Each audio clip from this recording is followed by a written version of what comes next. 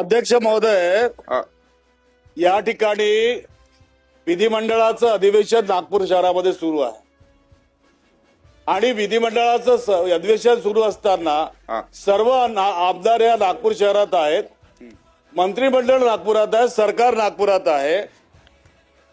सन्माननीय आमदार कृष्णा खोपडे यांना धमक्या येतात.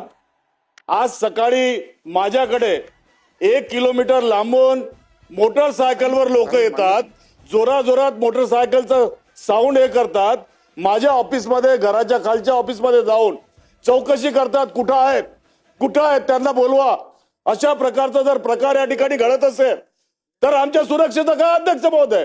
आणि आमच्या नावाचे खोटे पत्र, ज्या पत्रावरती झेरॉक्सची साईन आहे आणि ती साईन असताना अध्यक्ष महोदय त्या आपल्या दालनात बोलावतात आणि म्हणतात की तुमचा पुतण्या आहे.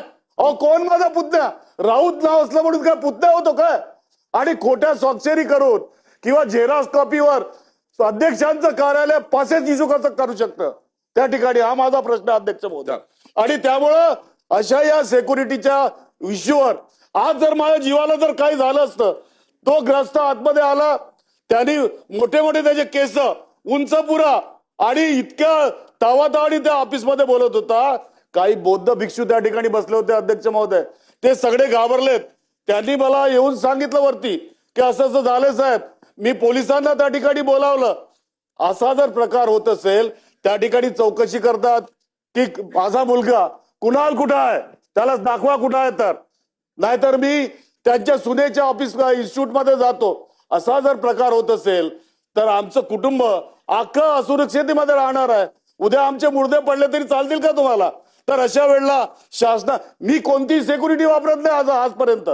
सरकारची कोणती सिक्युरिटी माझ्याकडे नाही. आजपर्यंत कोणी अशा धमक्या दिलेल्या नव्हत्या.